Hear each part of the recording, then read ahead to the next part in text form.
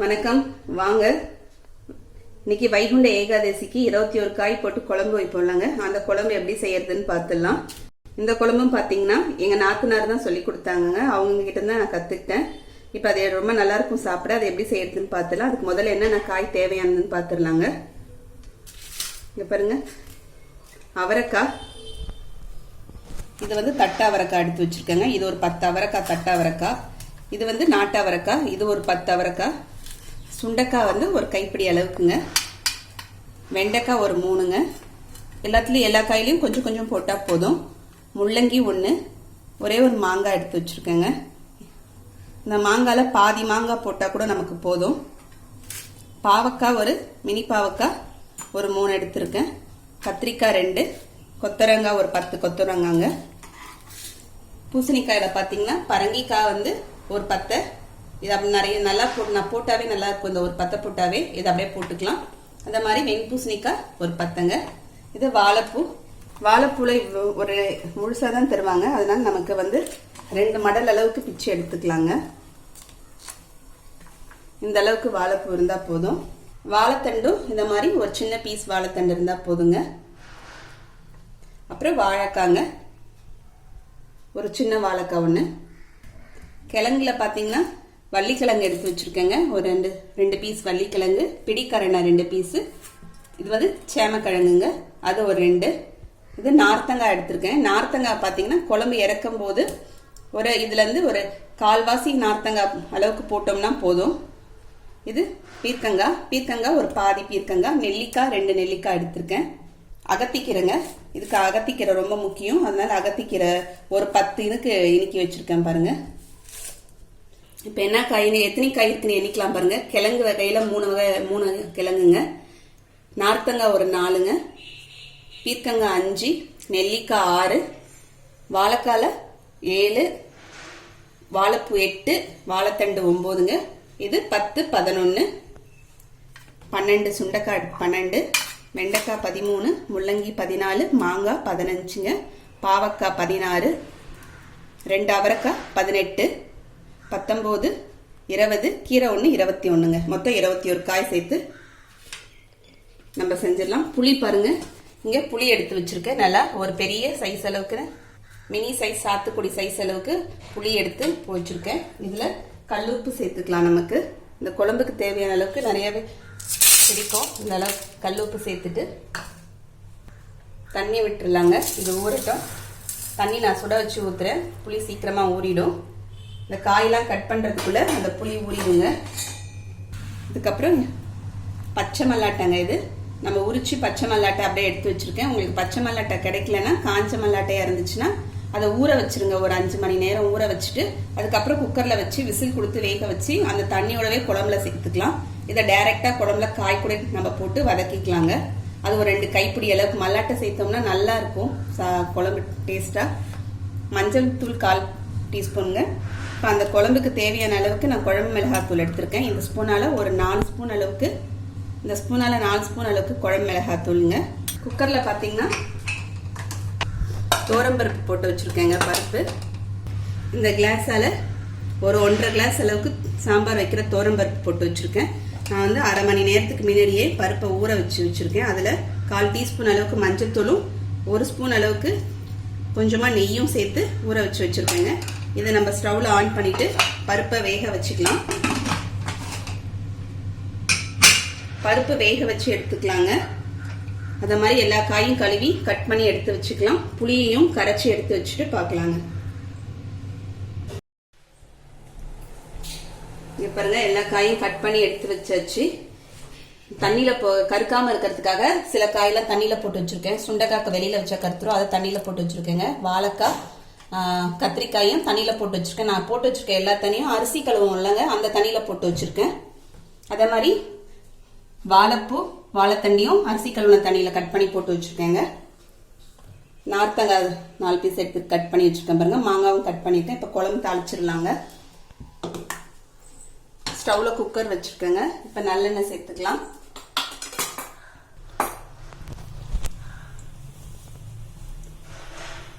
ஒரு ஸ்பூன் அளவுக்கு நல்லெண்ணெய் சேர்த்துருக்கேங்க.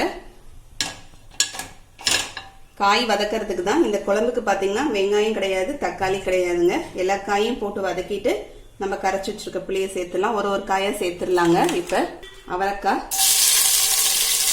வெண்டைக்காய், பாவக்காய், இன்னொரு கட்டை அவரைக்காய், கொத்தவரங்காங்க,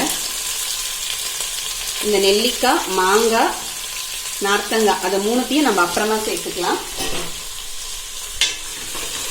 கத்திரிக்காவையும் வாழைக்காவையும் தண்ணியிலேருந்து எடுத்து போட்டுக்கலாங்க. சுண்டைக்காவையும் எடுத்து போட்டுக்கலாங்க. இந்த ஏகாதசிக்கு பார்த்தீங்கன்னா சுண்டைக்காய், அகத்திக்கீரை இதெல்லாம் ரொம்ப முக்கியமாக சேர்த்துப்பாங்க.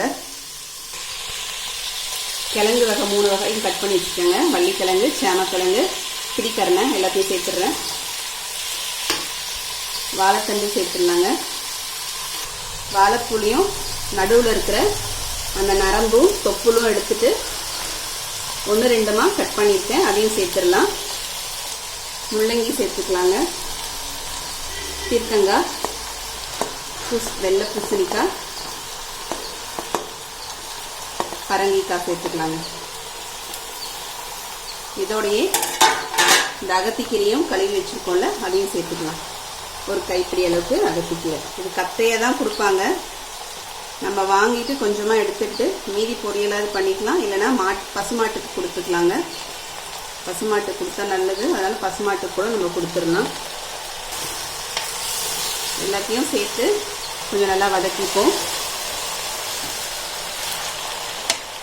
இங்கே பாருங்கள், காய் வதங்கிட்டே இருக்கும். புளி நான் கரைச்சி வச்சுட்டேங்க. நல்லா புளியை தண்ணியாக கரைச்சிக்கலாம். புளி நல்லா நம்ம தண்ணியாக கரைச்சிக்கிட்டோம்னா தான் குழம்பு காய் எல்லா காயிலையும் சேர்த்து குழம்பு ரொம்ப கட்டியாயிடுங்க. இதில் 1/2 ஸ்பூன் அளவுக்கு மஞ்சள்தூள் சேர்த்துக்கிறேன். இந்த 4 ஸ்பூன் அளவுக்கு மிளகாத்தூள் சேர்த்துக்கிறேங்க. குழம்பு மிளகாத்தூளுங்க, ஏற்கனவே நம்ம சேனலில் போட்டிருக்கோம். ஒரு லிங்கை டிஸ்கிரிப்ஷன் பாக்ஸில் கொடுக்குறேன், நீங்கள் பார்த்துக்குங்க. பருப்பும் அதை பாருங்கள், அந்த மாதிரி நல்லா வேக வச்சாச்சு. நம்ம விட்ட தண்ணியும் பருப்பு கரெக்டாக வெந்து நல்லா பூ போல் வெந்து போயிருக்கு பாருங்க. ஏகாதசி அன்னைக்கு பார்த்தீங்கன்னா பேக் பண்ணி 21 காய் அரிஞ்சு போட்டு பேக் பண்ணி விற்பாங்க. அப்படி வாங்கும்போது நீங்கள் நாட்டுக்காயாக பார்த்து வாங்கிருக்கீங்க. இதுக்கு இங்கிலீஷ் காய் நல்லா இருக்காது. அப்படி இல்லைன்னா தனித்தனியாக நம்ம 10 ரூபாய்க்கு வாங்கினோம்னாவே சந்தைக்கு போய் நல்லாயிருக்கும். இப்போ நான் அப்படி தான் வாங்கினது இதெல்லாம். இப்போ இந்த மல்லாட்டையும் இதில் சேர்த்துக்கிறேங்க.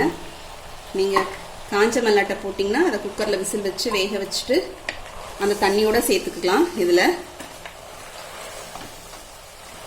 இது நான் பச்சை மல்லாட்டை சேர்க்கறதுனால அப்படியே சேர்த்துட்டேன், வெந்துடும். காய் கொஞ்சம் நேரம் வதங்கட்டுங்க. இப்போ பாருங்கள், காய் நல்லா கொஞ்சம் வதங்கியிருக்கு. இப்போ நம்ம கரைச்சி வச்சுருக்க இந்த குழம்பை சேர்த்துடலாம். புளி தண்ணி, குழம்பு மிளகாத்தூள், மஞ்சத்தூள் சேர்த்து கரைச்சிருக்கோம்லங்க, அதை சேர்த்துடலாம். இன்னும் கூட தண்ணி சேர்த்துக்கிறேங்க. கொஞ்சோண்டு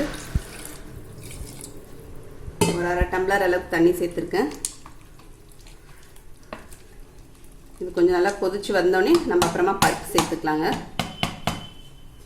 தூளுடைய பச்சை வாசனை, அந்த புளியுடைய பச்சை வாசனை எல்லாம் போகிற அளவுக்கு கொதிக்கட்டும். இது மூடி வச்சுருங்க. சும்மா மூடி வச்சு கொதிக்கட்டுங்க. பாருங்கள், குழம்பு புளி ஊற்றி நல்லா கொதிச்சிட்ருக்குங்க.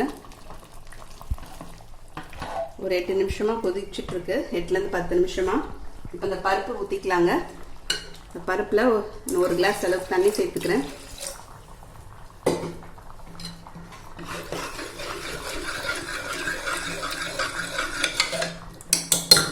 கலந்து விட்டு இதையும் சேர்த்துடலாம். இன்னும் கூட தண்ணி சேர்த்துக்கிறேங்க.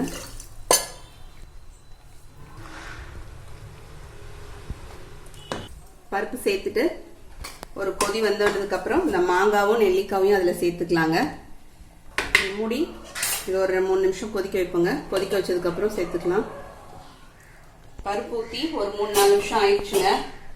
இப்போ இந்த நெல்லிக்காவையும் மாங்காவும், நெல்லிக்காய் பாருங்கள் கொட்டையெல்லாம் அப்படியே தான் போட போகிறேன். கொட்டையோடவே நம்ம போட்டுக்கலாம் நெல்லிக்காவை. மாங்காங்க, நார்த்தங்காய் மட்டும் இன்னும் ஒரு 2 நிமிஷம் கழிச்சு போட்டுக்கலாம். இது மூடி வச்சு இன்னும் 2 நிமிஷம் கொதிக்கட்டுங்க. அதுக்குள்ளே இங்கே தேங்காவை நம்ம அரைச்சிட்டு வந்துடலாம்.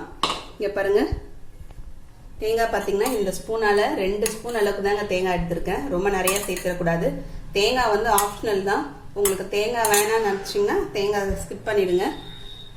தேங்காய் அரைச்சி விட்டா கொஞ்சம் நல்லாயிருக்கும். மாங்காவும் நெல்லிக்காவும் போட்டு ஒரு கொதி வந்துடுச்சுங்க.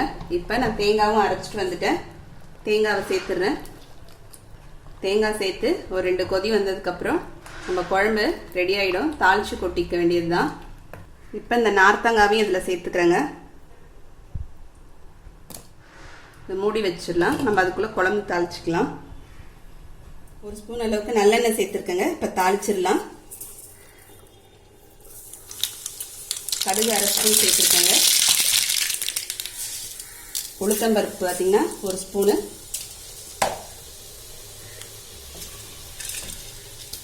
காஞ்ச மிளகாய், பெருங்காயம், கருவேப்பிலைங்க. இப்போ இதில் சேர்த்துடலாம். சேர்த்துட்டு கொத்தமல்லி தழை சேர்த்துடலாங்க. இப்போ குழம்பு ஆஃப் பண்ணிடுறேன் நான்.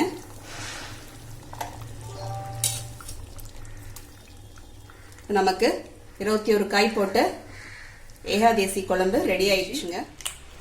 குழம்பு பாருங்க, இந்த கன்சிஸ்டன்சியில் இருக்கணும். அப்போதான் குழம்பு நல்லா இருக்கும் சாப்பிட. சாம்பார் மாதிரி நம்ம வச்சுட்டா சரியா இருக்குங்க. ரொம்ப டேஸ்டியா இருக்கும். இந்த குழம்பு வச்சிட்டோம்னா தொட்டுக்கிறதுக்கு காய் கூட தேவையில்லை. இந்த குழம்புல இருக்கிற காயை தொட்டுட்டு ஒரு அப்பளம் இருந்துச்சுன்னா தொட்டுட்டு சாப்பிட்றலாங்க. அவ்வளோ அருமையாக இருக்கும். நீங்களும் அந்த மாதிரி செஞ்சு பாருங்க. செஞ்சு பார்த்துட்டு எப்படின்னு கமெண்ட் பண்ணுங்க. இந்த வீடியோ பிடிச்சிருந்தா லைக் பண்ணுங்க. உங்கள் ஃப்ரெண்ட்ஸ்க்கும் ரிலேட்டிவ்ஸ்க்கும் ஷேர் பண்ணுங்க. மறக்காமல் சப்ஸ்கிரைப் பண்ணுங்க. கூடவே பக்கத்தில் இருக்க பெல் பட்டனையும் ப்ரெஸ் பண்ணிடுங்க. அடுத்த வீடியோவில் பார்க்கலாம். தேங்க்யூ.